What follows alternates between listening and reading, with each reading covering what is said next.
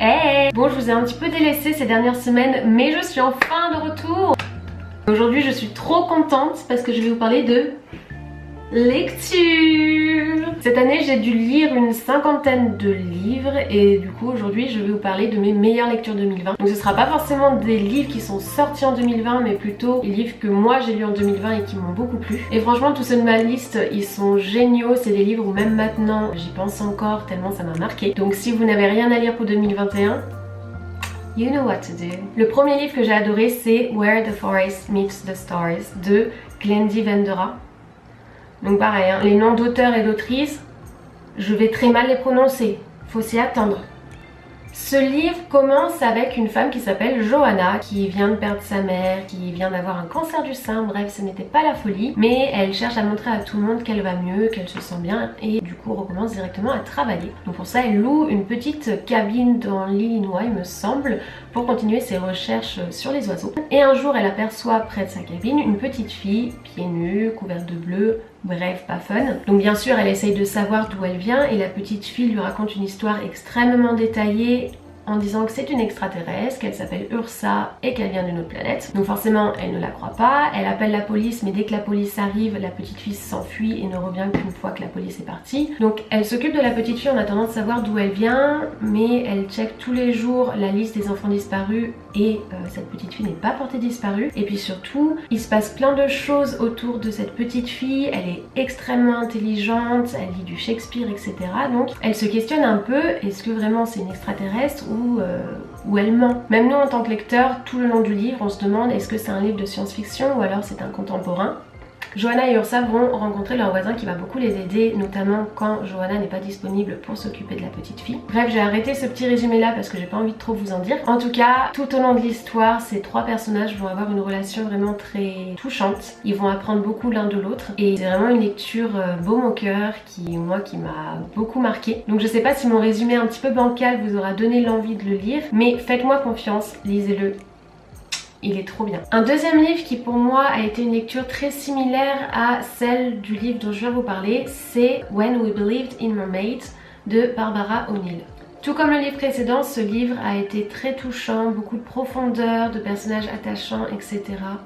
Bref, lisez-le. When We Believed in Mermaids, ça parle de deux sœurs dont une a disparu lors d'une attaque dans un train, une attaque à la bombe et du coup qui a été portée morte. Donc vraiment toute sa famille la croit morte depuis des années. Je crois que l'histoire se passe 10 ans ou 14 ans ou quelque chose du genre après la disparition de cette sœur. Donc 10-15 ans après, cette deuxième sœur regarde la télé et aux infos on parle d'un incendie qui a eu lieu en Australie. Et sur les plans de ce reportage, elle voit sa sœur.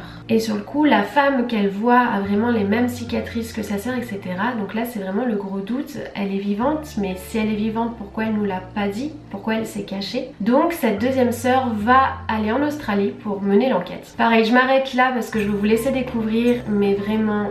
On va alterner entre leur passé et le moment présent, alterner entre la première sœur et la deuxième sœur. Et vraiment c'est dingue de voir comment deux personnes qui vivent la même chose peuvent vivre des choses différentes. Bref, c'était très fort en émotion. Faites attention par contre parce que c'est un petit peu sombre. Donc si vous êtes sensible sur certains sujets ou si vous n'êtes pas trop dans le top du moral en ce moment, je recommande pas ce livre pour tout de suite. Le seul petit problème pour ces deux livres, c'est qu'ils ne sont qu'en anglais. Donc je ne sais pas si un jour il sera traduit, bien que j'imagine, mais je ne sais pas quand. Mais l'anglais n'est pas non plus trop compliqué, donc si vous avez un assez bon niveau en anglais, pourquoi pas tenter. Ensuite, la troisième livre, ce sera plutôt une série. J'ai bouffé cette série pendant le confinement, le premier. Parce que oui, c'est vrai qu'il y en a plusieurs. LOL, quelle année! Moi j'en avais juste parlé en tant que réécriture de contes. Donc le premier tome c'est Cendrillon, le deuxième c'est Le Petit Chaperon Rouge, le troisième c'est Réponse et le quatrième c'est Blanche-Neige si je me trompe pas. Donc je vous avoue que moi ça m'avait pas trop tenté juste d'entendre ça, mais... Ouh là là là là! C'est vraiment une lecture jeunesse, pas prise de tête, il va y avoir plein d'actions, plein de rencontres, plein de personnages. Bref, c'est une série qui est quand même très très connue dans le monde, donc j'imagine que si vous aimez la lecture, vous en avez déjà forcément entendu parler. Mais si vous aimez tout ce qui est roman de jeunesse, tout ce qui est Harry Potter, Hunger Games, etc. et que vous n'avez pas lu Les Chroniques Lunaires, ça va forcément vous plaire. Est-ce que j'ai dit au début que c'était Les Chroniques Lunaires que cette série? Je suis pas sûre. Cette série m'a tellement plu qu'1 ou 2 mois après l'avoir lue, c'était mon anniversaire et du coup j'ai demandé à ma famille les tomes. Mais j'ai pris cette version-là, la nouvelle, je la trouve trop belle. Autre série dont je veux vous parler, c'est La Passe Miroir. Pareil, si vous aimez la lecture, forcément vous en avez entendu parler. Donc La Passe Miroir de Christelle Dabos. J'avais lu les 2 premiers tomes fin d'année dernière et j'avais fini vraiment en janvier les 2 derniers. De A à Z, cette série était trop bien, je trouve que ça change vraiment de tout ce qu'on lit, c'est vraiment un univers à soi, on s'y plonge dedans, enfin c'est ouf. Je vais vous lire le synopsis du premier tome parce que je ne saurais pas le faire moi-même. Je me suis grattée, je suis toute rouge. Sous son écharpe élimée et ses lunettes de myope, Ophélie cache des dons singuliers. Elle peut lire le passé des objets et traverser les miroirs. Elle vit paisiblement sur l'arche d'Anima quand on la fiance à Thorn, du puissant clan des dragons. La jeune fille doit quitter sa famille et le suivre à la Citadelle, capitale flottante du pôle. À quelle fin a-t-elle été choisie? Pourquoi doit-elle dissimuler sa véritable identité? Sans le savoir, Ophélie devient le jouet d'un complot mortel. Une héroïne inoubliable, un univers riche et foisonnant, une intrigue implacable. Bref, vraiment là le synopsis ça parle pas trop parce qu'en même temps le livre, je vous dis c'est trop dur de l'expliquer, mais à chaque fois de tome en tome on s'éloigne de l'histoire de base et à la fin on arrive sur des histoires. Jamais t'aurais pu imaginer que ça tomberait là-dessus. Donc bon, j'imagine qu'il y a beaucoup d'entre vous qui l'ont déjà lu, mais si c'est pas déjà fait, pareil, allez checker. Ensuite, 5e livre, bah, il est juste là. Je vous en avais déjà parlé dans une ancienne vidéo. C'est Smarter, Sharper Thinking. Pareil, c'est en anglais, je crois pas qu'il soit en français. C'est surtout basé sur le cerveau, mais c'est ultra intéressant. Ça se base sur beaucoup de recherches scientifiques qui ont été faites. En vrai, je saurais pas trop comment vous l'expliquer ce livre. Je vais essayer de trouver, pour vous montrer un petit peu de quoi ça parle. Ça va vraiment vous donner plein d'astuces pour vraiment garder un cerveau le plus performant possible. Donc la première partie, ça parle de la nutrition, du sport, du sommeil. Bref, ensuite il parle de plein d'autres choses. Et pour vous dire, j'ai surligné un peu tous les trucs que je trouve intéressant et comment vous dire qu'il y en a quand même pas mal. Donc vraiment je recommande si vous êtes un peu dans les trucs scientifiques, prendre soin de son corps, etc. J'adore. Tant que j'y suis, je vais vous parler d'un autre livre. J'ai pas encore terminé, j'attendais en fait d'avoir une copie parce que je l'avais lu sur liseuse mais c'était tellement intéressant que je recopiais tout à la main, donc je me dis autant avoir une copie et pouvoir tout surligner. Yes, donc je l'ai reçu à Noël, je vais enfin pouvoir le terminer et puis je le trouve magnifique. Donc ça parle de comment créer des habits, donc des habitudes, d'une routine. Mais la façon dont l'auteur parle de tout ça, dont il présente les choses, c'est ultra intéressant. J'ai notamment beaucoup vu sur YouTube des vidéos sur ce livre, sur ce que dit ce livre. Tellement tout ce qu'il dit, ça parle à tout le monde. Comme celui-ci, je pense que je ferai des vidéos sur ces livres parce que je pense que c'est des choses que tout le monde devrait savoir. Après, je peux comprendre qu'on peut avoir la flemme de lire des gros pavés comme ça. Donc si moi je peux essayer de partager un peu ce que j'ai appris avec vous facilement, pourquoi pas? Dites-moi si ça vous intéresse. Ensuite, j'ai découvert un livre mais qui fait 3 pages. Ça a été écrit par alors je sais pas comment prononcer, Andy Weir, bref, l'auteur qui a écrit entre autres Le Martien. Ça s'appelle The Egg, l'œuf. Je sais pas si ça a été traduit comme ça mais en français l'œuf.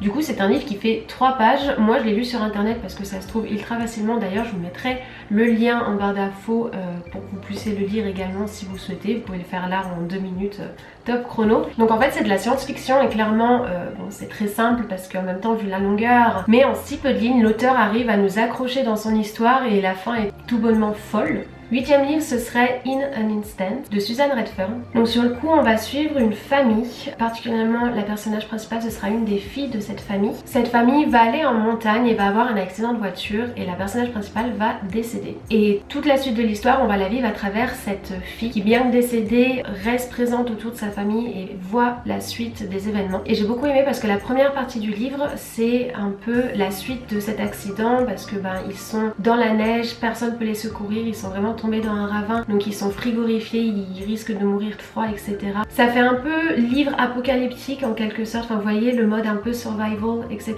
Donc c'est vraiment voilà, 50% du livre c'est ça et les 50 autres % c'est ils s'en sont sortis mais ils ont tous des remords. Le père c'est lui qui conduisait donc c'est lui qui a tué une de ses filles. Bref, chacun à sa façon a des remords, a une difficulté à tourner la page, etc. Donc la deuxième partie du livre ça différait pas mal avec la première parce que sur le coup c'était beaucoup plus lent, beaucoup plus dans la profondeur, etc. Mais c'était tout aussi intéressant. Et j'ai trouvé que les deux moitiés au final, ça faisait un livre qui était quand même haut en couleur. Donc pareil, je recommande fortement. Et pour finir, dernier livre sur cette liste, c'est Aurora Rising de Amy Kaufman. J'ai un peu hésité à le rajouter sur cette liste parce que j'ai beaucoup aimé ce livre, mais je sais pas si c'est autant que les livres dont je viens de vous parler. Mais il est quand même très bien, donc j'ai quand même décidé de le mettre. Voilà, c'est tout.